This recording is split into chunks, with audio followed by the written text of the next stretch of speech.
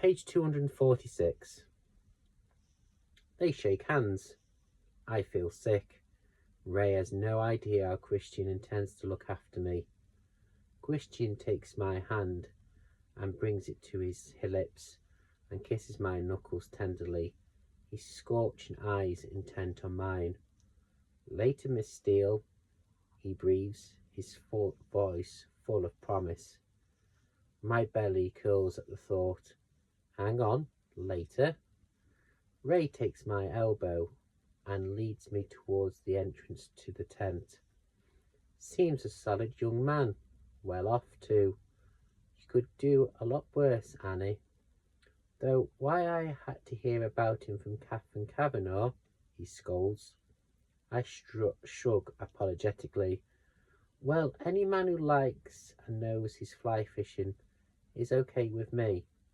Holy cow, Ray approves. If only he knew.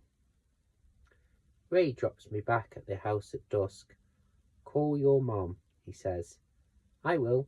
Thanks for coming, Dad. Wouldn't have missed it for the world, Annie. You make me so proud.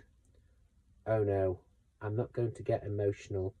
A huge lump forms in my throat and I hug him hard. He puts his arms around me, bemused, and I can't help it.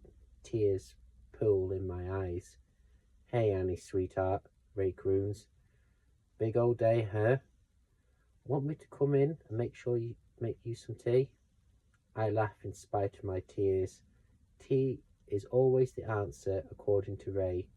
I remember my mother complaining about him, saying that when he comes to tea and sympathy, he was always good at the tea, not so hot on the sympathy. No, Dad, I'm good. It's been great to see you. I'll visit real soon, once I get settled in Seattle. Good luck with the interviews. Let me know how they go. Sure thing, Dad. Love you, Annie. Love you too, Dad. He smiles, his brown eyes warm, glowing, and climbs back into his car. I wave off as he drives into the dusk, and I wander listlessly back into the apartment.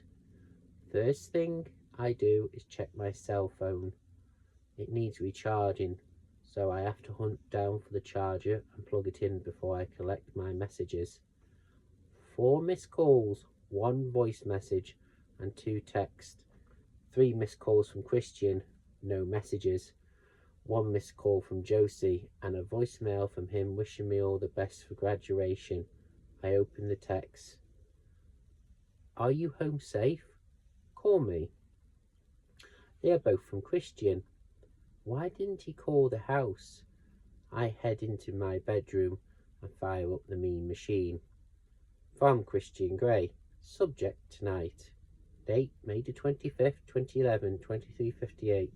To Anastasia Steele. I hope you made it home in the car of yours. Let me know if you're okay. Christian Grey. Geez, why is he so worried about my Beetle? It has given me 3 years of loyal service, and Josie has always been on hand to maintain it for me. Christian's next email is from today. From Christian Grey. Subject, soft limits. What can I say that I haven't already? Happy to talk these through any time. You looked beautiful today. Christian Grey. I want to see him. I hit reply. From Anastasia Steele. Subject, soft limits. I can come over this evening to discuss if you like, Anna. From Christian Grey.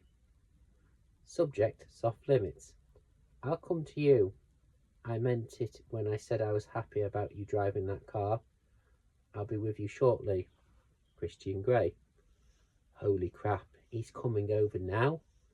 I have to get one thing ready for him. The first edition Thomas Hardy books are still on the shelves in the living room.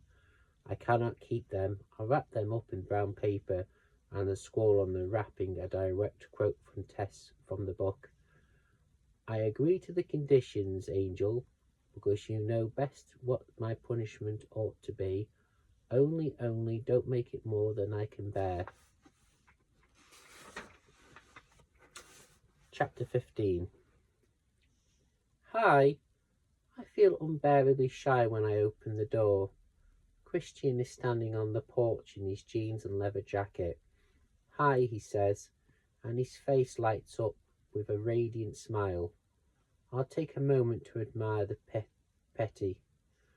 Oh my, he's hot in leather. Come in. If I may, he says, amused. He holds up a bottle of champagne as he walks in. I thought we'd celebrate your graduation.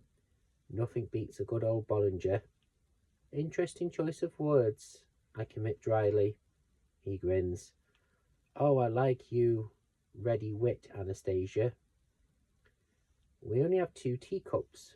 We've packed all the glasses. Teacups? Sounds good to me. I head into the kitchen, nervous butterflies flooding my stomach. It's like having a particular mountain lion, all unpredictable and predatory, in my living room. Do you want saucers as well? Teacups would be fine, Anastasia, Christian calls distractedly from the living room. When I return, he's sitting on the brown parcel of books. I place the cups on the table. That's for you, I murmur anxiously. Crap, this is probably going to be a fight. I figured as much. Very apt quote. His long index finger abrasively traces the writing. I thought I was the Numbrals, not Angel. You decided on the disobedient. He gives me a brief, mirthful smile. Trust you to find something that renounces so appropriately. It's also a plea, I whisper. Why am I so nervous? My mouth is dry. A plea? For me to go easy on you. I nod. I thought these for you, he says quietly and gazing past us. I'll go easy if you accept them. I swallow convulsively. Christian, I can't accept them. They're just too much. You see, this is what I was talking about, you defining me. I want you to have them, and that's the end of the discussion. It's very simple. You don't have to think about this. As a submissive, you would just be grateful for them. You just accept what I buy you because it pleases me for you to do so. I wasn't a submissive when you bought them for me, I whisper. No, but you've agreed, Anastasia. His eyes turn wary.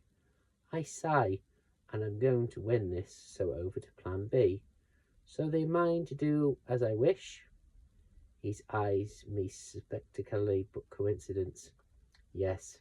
In that case, I'd like to give them to charity, one working in Darfur, since they seem to be close to your heart. They can't be auctioned then. If that's what you want to do, his mouth sets into a hard line. He's disappointed. I flush. I'll think about it, I murmur. I don't want to disappoint him. And his words come back to me.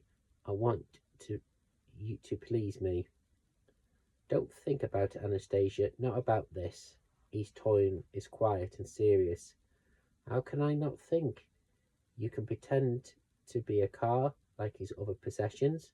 My subcontrast makes an unwelcome virtuous return. I ignore her. Oh, can't we rewind? The atmosphere between us is now tense. I don't know what to do.